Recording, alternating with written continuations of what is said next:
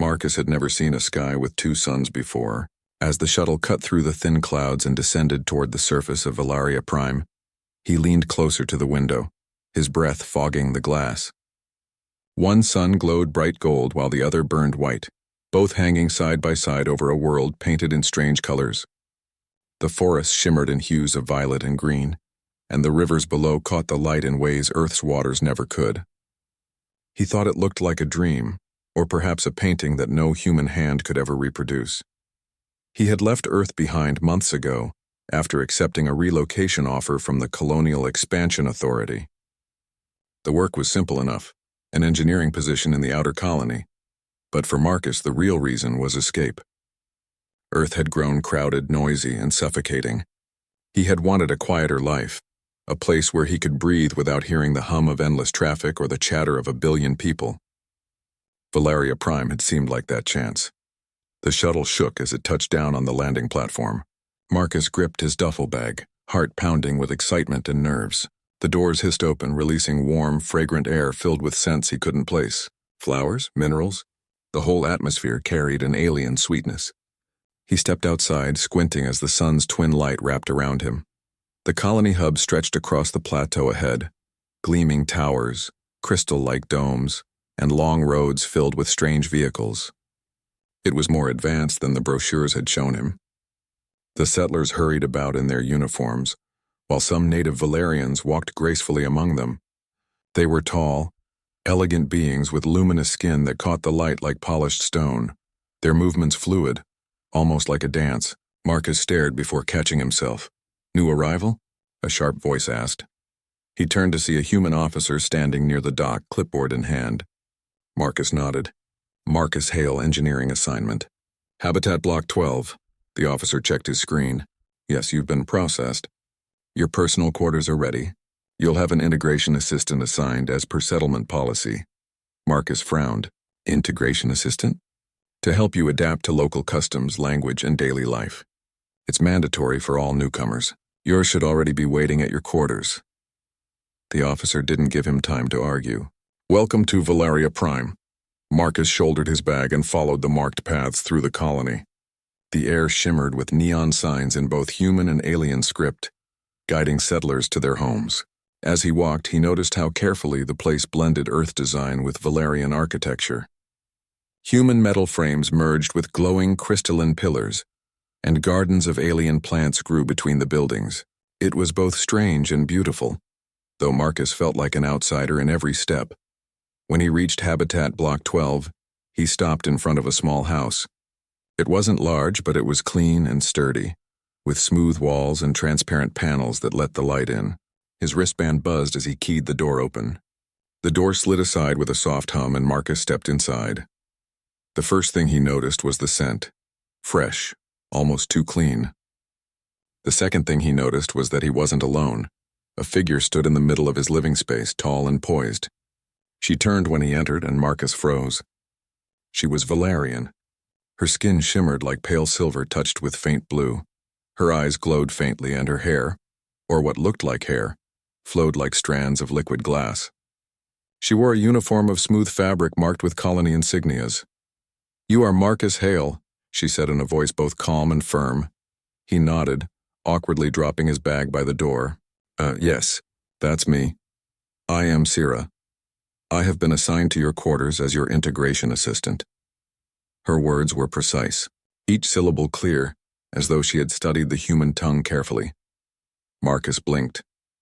"Wait, you're not a machine? I thought they'd assign a droid or something." Her gaze sharpened, almost offended. "Do I look like a machine?" No, he said quickly, raising his hands.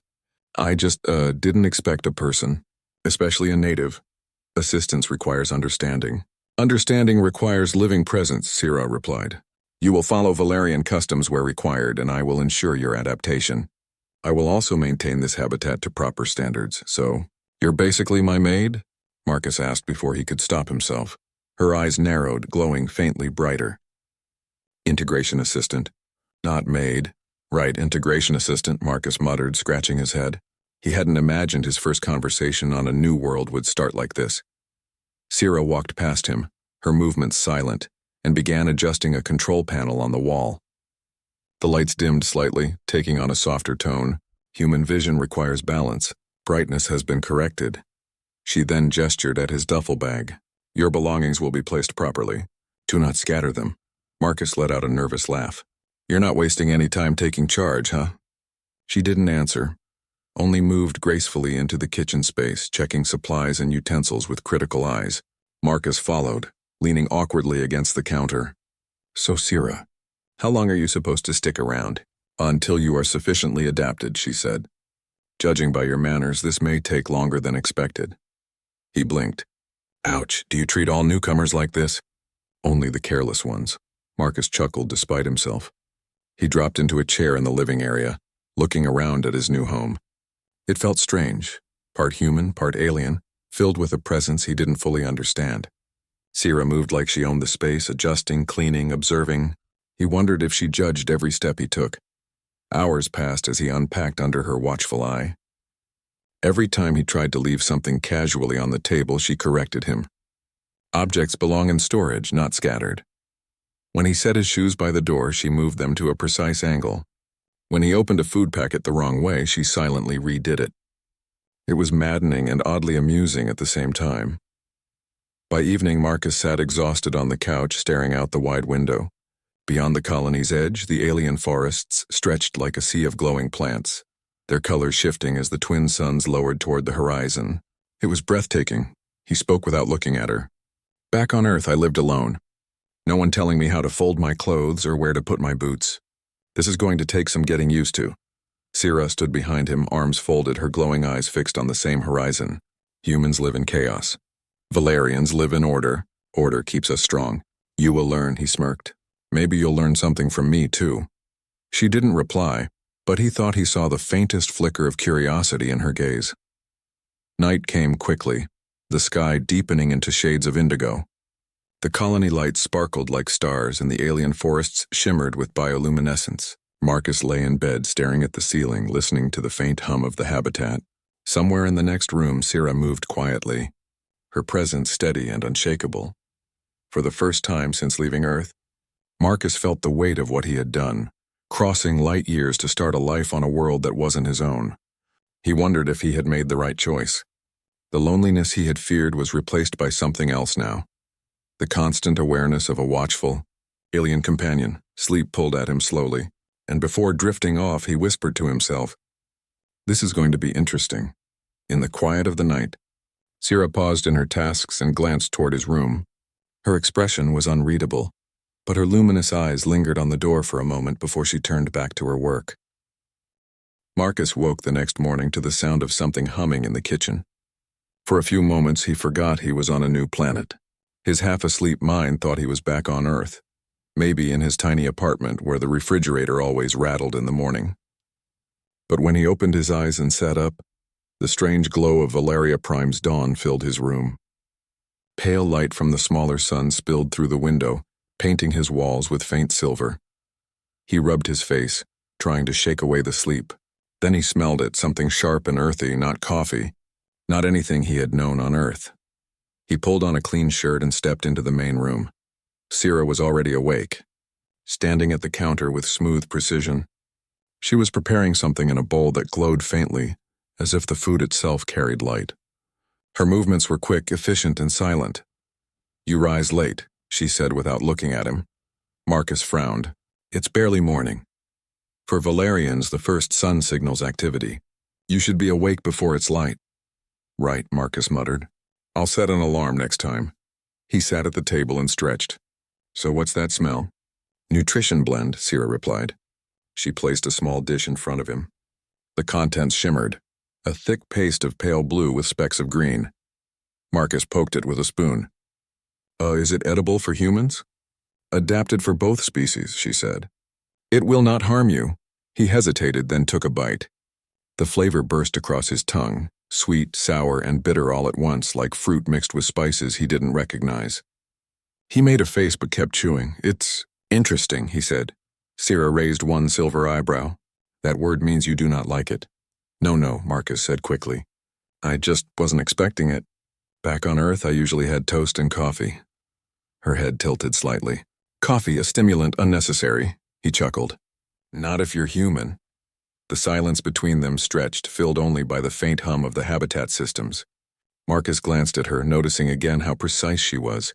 Every movement exact, every word measured. It was like living with a machine that could breathe and stare at you. After breakfast, Marcus decided to explore more of the colony. He slipped on his boots, but Syrah stopped him with a raised hand. "Your laces are wrong," she said. He looked down. "They're just boots." "They are untidy."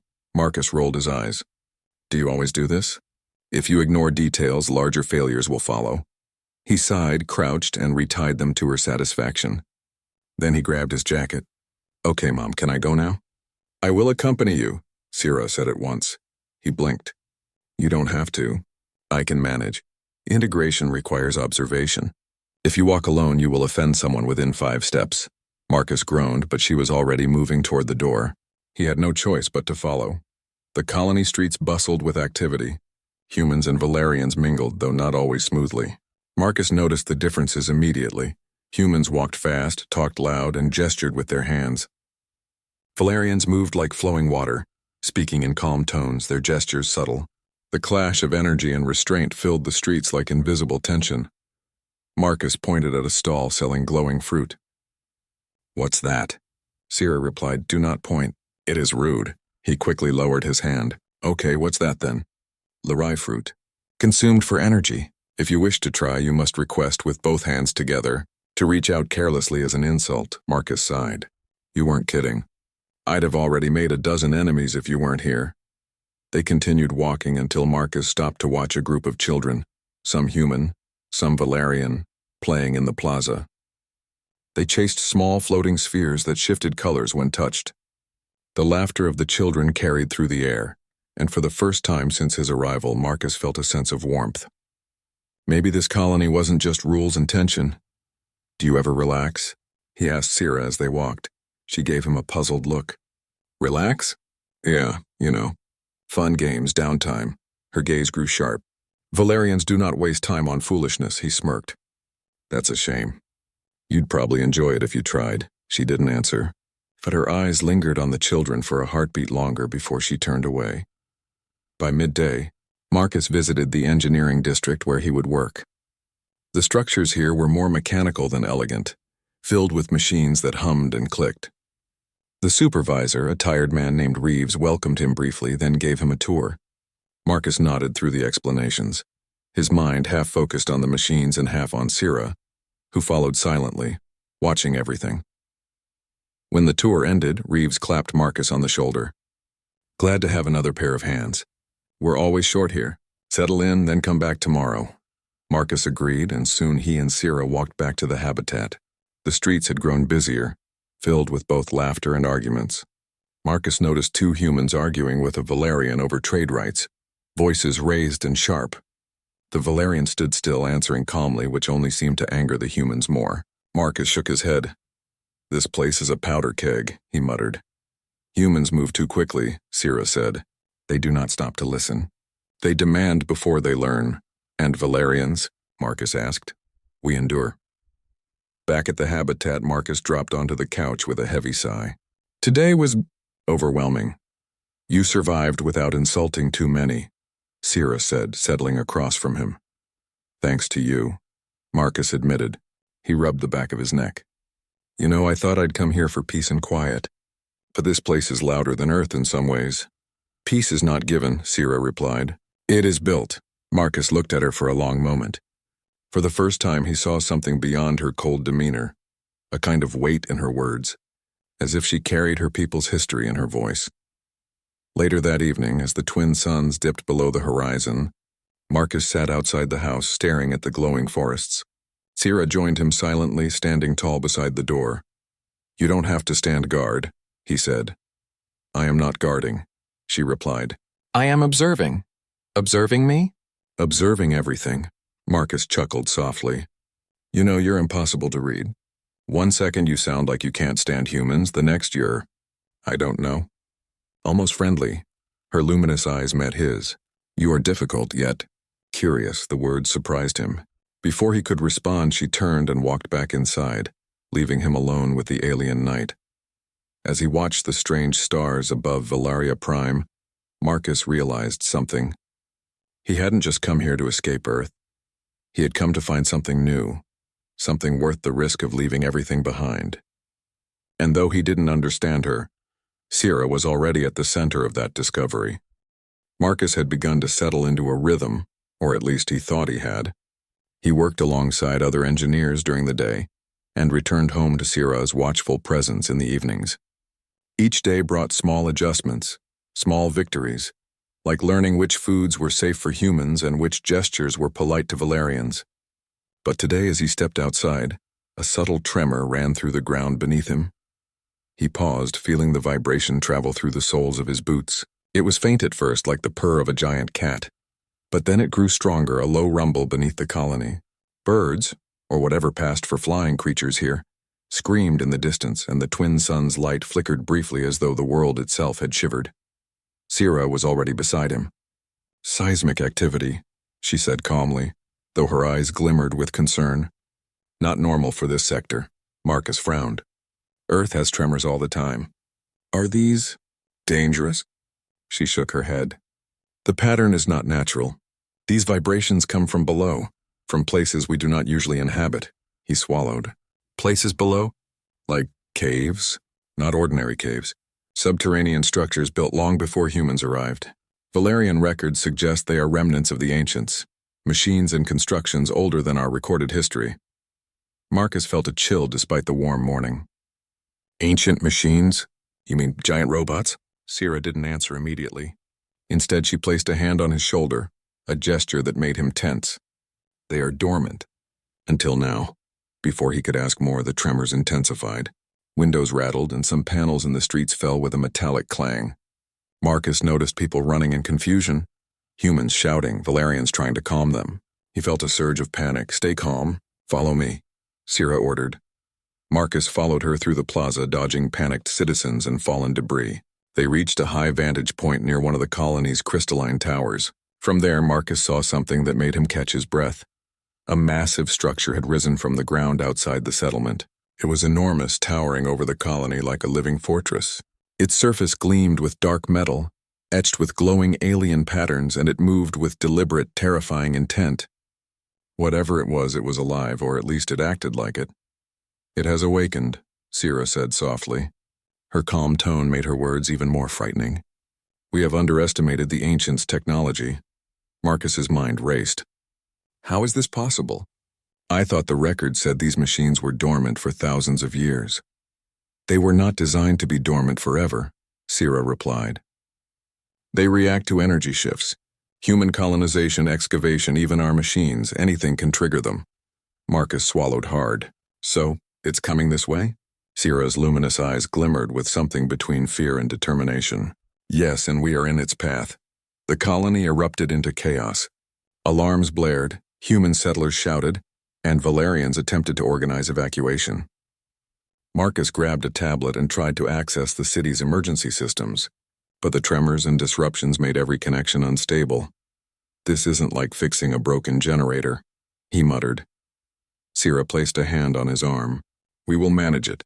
Humans have ingenuity. You must act while I coordinate." Marcus hesitated. "You mean I'm supposed to help stop it?" "Yes. Your experience with machinery will be useful.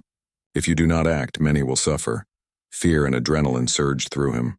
He had left Earth for adventure, for escape, but this was something else. This was survival. The creature, if it could be called that, moved closer. Marcus could now see its limbs, spindly but strong, tipped with claw-like appendages that could tear through walls. Its body glowed with strange energy lines pulsing rhythmically. It seemed almost intelligent, scanning the colony as it advanced. Sierra grabbed his arm and pulled him toward a control hub near the edge of the city. "We need to stabilize the main power conduits," she said. "If the colony loses energy, evacuation becomes impossible." Marcus nodded, trying to calm his racing heart. "Which conduits?" Sierra pointed. "The central crystals, they regulate energy flow, but they are failing under the creature's influence." Marcus set to work, following her instructions as she guided him. Her voice was sharp, precise, cutting through the noise of alarms and panicked screams. "Rotate the panel clockwise. Now adjust the voltage incrementally. do not exceed 25%. He did as she said, trying not to think about the enormous glowing machine outside that could crush the entire colony in seconds. The air was thick with tension and fear. After a few frantic minutes, the first warning indicators stabilized. Marcus breathed a short sigh of relief. That worked. For now. Sierra didn't relax. Temporary. We must distract it, slow it down, or it will adapt and bypass these systems. Marcus looked at her. Distract it? How? Sierra's gaze was unwavering. You will create a diversion. A sequence of overload pulses from the secondary conduits. It may confuse the creature long enough for us to act. Marcus swallowed. He had read about theoretical engineering solutions like this, but he had never implemented anything on such a scale. Are you sure it will work? No guarantee, Sierra said. But we have no other choice. Together they ran toward the secondary conduit hub. Debris from the tremors littered the streets, and Marcus tripped more than once, only to be steadied by Sierra's hand. For a moment he saw her not as a strict, impossible-to-please alien, but as a partner in survival, calm, capable, and unshakable. Reaching the hub, Marcus began rerouting power while Sierra guided him. She pointed out weak spots in the structure and helped him avoid dangerous surges. Not like this, she warned, correcting his connection. Like this, steady, measured, precise, hours or maybe minutes. Time seemed meaningless in the chaos, passed as they worked. Outside, the creature moved closer, its limbs breaking walls and crushing vehicles in its path. Marcus felt a thrill of fear unlike anything he had experienced, yet a strange clarity accompanied it. He was using his skills to keep people alive. He was making a difference. Finally, the pulse sequence was ready. Marcus glanced at Sierra. Ready? She nodded. Do it. He activated the system. Energy surged through the conduits, and outside the creature staggered as arcs of alien light danced across its body. It roared, a sound that vibrated the ground beneath Marcus's feet and then paused, confused. Marcus felt a wave of triumph, though Sierra quickly reminded him not to celebrate. Temporary, she said. We must act while it is disoriented, Marcus understood. The real challenge wasn't over. They needed a permanent solution, but for the first time he felt capable. Together, he and Sierra formed a plan. Use his engineering knowledge to improvise a way to overload the creature's energy matrix, while she navigated the colony's systems to keep everyone safe. As they prepared for the next phase, Marcus realized something extraordinary. He had expected Sierra to be a guide, a caretaker, but in this moment she was a leader, calm under pressure, fearless in the face of what could easily be death. And he, a human, could match her ingenuity in ways no Valerian had expected. For the first time, Marcus understood the truth that had drawn humans across the stars. Survival was not about strength or size. It was about adaptability, creativity, and courage. And right now, standing shoulder to shoulder with Sierra, he felt that humanity had a chance, not just to survive on Valeria Prime, but to prove that they belonged. The sun dipped lower, casting long shadows across the city. The machine outside shivered under the pulse, its movements slow and confused. Marcus wiped sweat from his brow. We did it. For now, he said. Sierra's luminous eyes met his. For now, she echoed. But the fight is far from over. Marcus nodded, determination solidifying in his chest. The colony needed him, and he would not fail. Not while he had the chance to show that humans could do what no one else dared. And somewhere deep inside, he knew that whatever happened next, he and Sierra had already formed a bond that went beyond language, culture, or species. In the chaos of an alien world, trust had become their greatest weapon, and they would need it more than ever. The ground trembled again, faint but undeniable. Marcus glanced at Sierra, who simply nodded. Together they turned toward the threat, ready to face whatever the ancients had left for them. The tremors had not stopped. Even as the pulse they had sent through the conduits temporarily slowed the massive machine, Marcus could feel the ground quiver beneath him. The colony was tense, and the hum of fear mixed with the distant cries of panicked settlers. But Sierra moved with a calm purpose, her every motion precise and commanding, as if she had known this moment would come her entire life. We cannot hold it here forever, she said, her luminous eyes fixed on the horizon. It will adapt to the pulse. We must enter the tunnels below and shut down its energy source at the core. Marcus's stomach tightened. Below, like under the city? Beneath the creature, she replied. The ancients built conduits deep underground. Its energy comes from there. If we can reach the core, we can end this. Marcus swallowed. He had thought he had seen danger before, fixing unstable reactors or running diagnostics under tight deadlines. But nothing had prepared him for this. He glanced at Sira. She looked calm, almost serene despite the chaos. He realized that whatever fear he felt, she would not show it. Not in front of him, not in front of anyone. "Do you want me to come?" he asked. "Yes," she said simply. "Your skills are necessary. Follow my lead. Do exactly as I say, and we may survive." The entrance to the tunnels was a half-buried hatch near the edge of the city. They ran across streets torn apart by the creature's massive limbs, dodging fallen debris and fleeing colonists. The air smelled of dust, ozone, and alien energy. Marcus felt every nerve in his body alert, his pulse quickening with a mixture of fear and adrenaline. Sira knelt by the hatch, examining the controls. "The lock is automated. Humans cannot force it without causing a feedback surge." "Then let me try," Marcus said, stepping forward. She glanced at him. "You may try, but move carefully. A mistake could trigger a collapse." Marcus took a deep breath and manipulated the panel with steady hands. Sweat trickled down his forehead, but he kept his movements precise, following what he had learned in Earth's engineering labs and what he had picked up from Sira's silent observation over the past days. Finally, the hatch clicked open. A cool draft rose from the tunnel, carrying with it a faint glow of strange energy. Sira stood and motioned him forward. "Stay close. The tunnels are unstable and contain automated defenses. Watch the symbols. They indicate danger." Marcus followed her into the darkness. The walls shimmered faintly, etched with alien symbols and patterns that pulsed with energy. The air was heavy, almost electric. He could feel the hum of machinery deep beneath his feet, the heartbeat of the ancient system. "Do you understand the symbols?" he asked. "Some," she replied. "Others I must interpret as we proceed. Pay attention."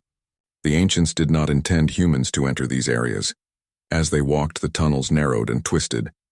Occasionally, Marcus tripped over cables or strange conduits, and each time Sira corrected him silently, moving with fluid grace past obstacles. Her presence was reassuring, even as the walls seemed to close around him. Suddenly, the ground trembled again, stronger this time. A low rumble echoed through the tunnels and dust rained down from the ceiling. Marcus stumbled, and Sira caught him with a firm grip. "Stay calm," she said. "It can sense vibrations. Move slowly, precisely." They continued deeper, and the hum of the machinery grew louder, more insistent, until they reached a massive chamber. The room opened into a cathedral-like space, dominated by a glowing core at its center. Pulses of blue energy ran along the walls, feeding into the core like veins. Marcus realized at once that this was the heart of the creature above. Sira stepped forward, scanning the walls. "We must disable the conduits feeding it. There are 5 primary nodes. We disrupt them, and the machine above will lose power." Marcus nodded. He moved to the first node, examining the alien technology. It was unlike anything he had seen before. Smooth surfaces, glowing runes, and interlocking energy circuits. He had studied alien schematics in theory, but this was real, alive and dangerous. "Follow my instructions exactly," Sira said. "We cannot afford mistakes." Working together, they moved through the chamber. Sira read the symbols, directing Marcus where to cut or reroute energy.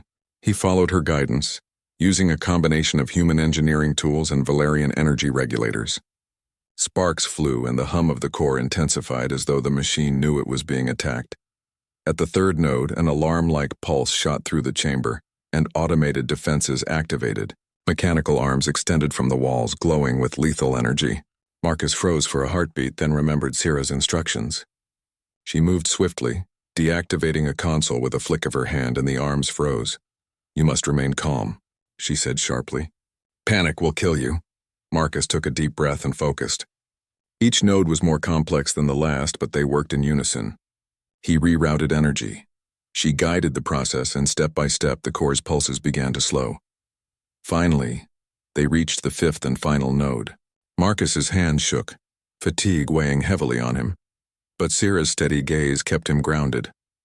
"This one is the most delicate," she warned. "A single misalignment could overload the entire chamber." He nodded. "I'm ready." Together they adjusted the final circuits. Energy arced across the room, and the core's pulse faltered, slowing to a faint rhythm. The machine above shuddered, its movements jerky, uncoordinated. Marcus felt a thrill of relief, but he knew the job wasn't over. Suddenly, a section of the wall collapsed and a surge of energy swept through the chamber, knocking Marcus off his feet. Sierra lunged, catching him and pulling him back. "Hold on, almost there." They struggled to stabilize the final circuits. Marcus worked with every ounce of skill and determination he had, his mind sharp despite exhaustion. Sierra directed him, translating alien symbols into practical actions, guiding him through the most dangerous parts of the process. At last, with a final adjustment, the core dimmed. The hum of energy faded, replaced by a deep silence. Marcus collapsed to the ground, breathing heavily. Sierra knelt beside him, her luminous eyes reflecting the fading light of the core. "It is done," she said softly.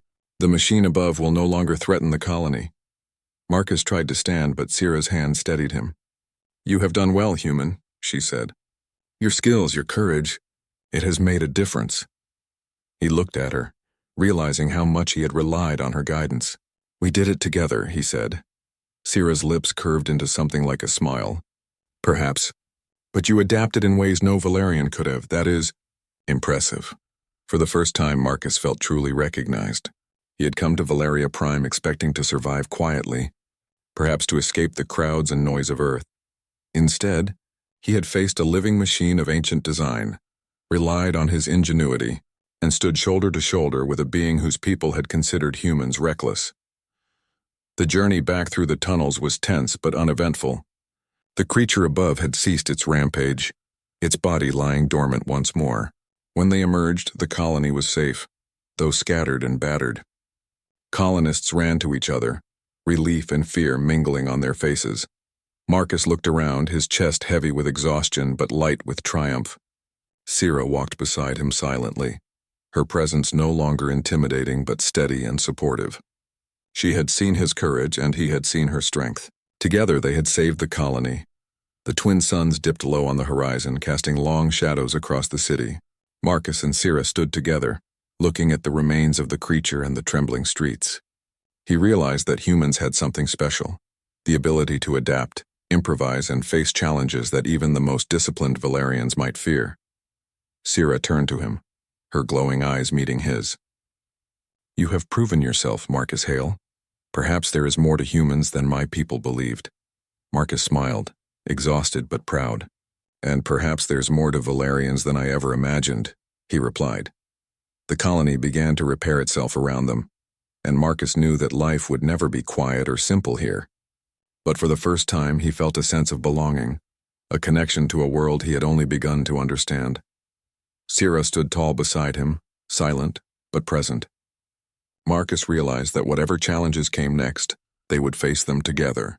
The bond forged in the tunnels under the pressure of survival was stronger than either had expected. And as the sun set over Valeria Prime, Marcus allowed himself a moment of peace. For the first time since arriving, he felt that he was not just surviving, he was living. And with Sierra at his side, the future seemed full of possibility, danger, and adventure, all in equal measure. The colony was quiet now, almost eerily so. The hum of machinery had returned to normal, and the scattered colonists were beginning to emerge from shelters, inspecting the damage and checking on their neighbors. Marcus walked carefully through the streets with Sierra at his side.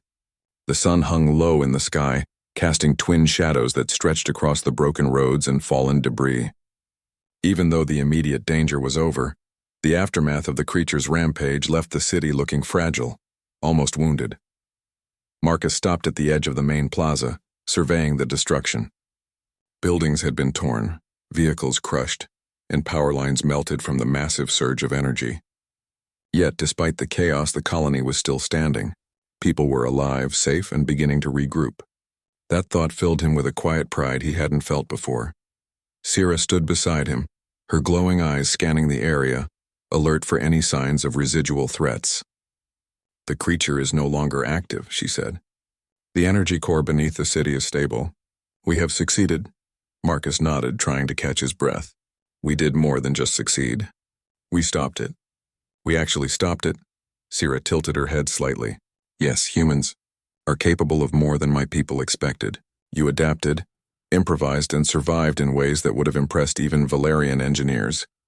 He smiled weakly, feeling the tension of the past hours melt just a little. Thanks, I couldn't have done it without you. Your guidance, your presence, it kept me alive. She gave a small, almost imperceptible nod. And you gave me reason to trust humans. Your actions prove that courage is not limited by species. The two of them walked through the streets, helping as they could. Marcus assisted with clearing debris, while Sierra guided panicked settlers back to safe zones. Children clung to her robes, mesmerized by the soft glow of her skin and the calm way she moved among the chaos. Marcus noticed the humans and Valerians beginning to work together. Small gestures at first, clearing rubble, checking equipment, helping the injured. But it was clear that this shared crisis had brought a sense of unity to the colony that had been missing before. By evening, the colony's leaders gathered in the central hall to address the survivors. The governor, a tall Valerian with silver hair that shimmered in the dim light, praised everyone for their courage and resilience. Marcus stood quietly in the back, feeling oddly out of place but proud. Special mention must be made of two individuals, the governor announced, his voice strong and calm. Sierra, for your leadership and bravery in the face of an ancient threat, and Marcus Hale, a human whose ingenuity and courage saved countless lives today. A murmur ran through the crowd, and Marcus felt Sierra's presence behind him, steady and supportive. She didn't need to say anything. Her calm assurance was enough. When the meeting ended, colonists began returning to their homes to begin repairs. Marcus and Sierra walked toward his habitat, the streets now filled with the quiet hum of recovery. You were remarkable today, Marcus said quietly, glancing at her. I didn't expect any of this. I thought I was just moving here to live quietly. Sierra's glowing eyes met his, reflecting the twin suns now sinking low in the sky. Quiet life is an illusion, Marcus Hale. Conflict exists everywhere. But courage, ingenuity, these define your species. You have shown that today. Marcus laughed softly. I think I've learned more about Valerians in a day than I ever imagined. And about myself, too, Sierra inclined her head. And I have learned that humans are more capable than my people believed. That is valuable knowledge. The two reached his habitat, the lights inside now repaired and functioning after the day's events. Marcus looked around, suddenly aware of how small and fragile his home seemed compared to the vastness of the planet outside, and the enormity of what they had just faced. You're not leaving, are you? He asked. I mean, you could go back to your people. I know they probably expect you to report everything. Sierra paused, considering him. My duty is not complete. You have adapted well, and I see potential. It is unusual for a Valerian to acknowledge a human as an equal, yet you have earned it. Marcus's heart skipped a beat. Equal, you mean? Stay here. Not as a servant. Not as an observer. As a partner, she said, her voice calm but firm. You have proven that humans can think beyond themselves, act beyond instinct. That is rare. For a moment, Marcus simply stared. He had imagined a quiet life on Valeria Prime, maybe some routine work, maybe occasional conversation with other settlers. But never this. Never this kind of trust, this recognition, this connection. Sierra's gaze softened and she stepped closer. We will face challenges together, human. You are capable, and I will ensure that your abilities are respected, not dismissed. Marcus exhaled slowly. I don't even know what to say. Then say nothing. Actions are more important than words, Sierra replied. The sun disappeared behind the horizon, leaving the sky in shades of violet and blue. The twin stars of Valeria Prime glimmered faintly, reflected in the calm pools of water that now dotted the city streets. Marcus looked around at the recovering colony, at the humans and Valerians working side by side, and felt a warmth spread through him. They had survived something that should have destroyed them all, and in doing so, they had built a bond that could not be broken. Days passed, and life in the colony slowly returned to routine. Marcus continued his engineering work, now with a newfound confidence. He solved problems with quicker intuition, anticipated dangers before they arose, and learned to trust not only his instincts but also Sierra's guidance. Sierra remained at his side, not as a maid, not as a supervisor, but as a partner in every sense of the word. They explored the forest together, examined ancient ruins, and even shared quiet moments of conversation about Earth, Valeria, and the differences between their peoples. Marcus found himself laughing more, noticing small details in the alien world he had once ignored, and learning to see beauty in both simplicity and complexity. One evening, Marcus stood on the balcony of his habitat, gazing at the twin suns setting once again. Sierra joined him silently, her presence steady and comforting. "You've changed," she said quietly. He glanced at her. "Me? How?" "You have grown in confidence, in courage, in understanding. You are no longer the human who arrived timid and uncertain. You are someone my people might have underestimated, but who now stands as proof of human resilience." Marcus smiled, feeling the weight of her words. "I guess I've had a good teacher." Sierra inclined her head slightly.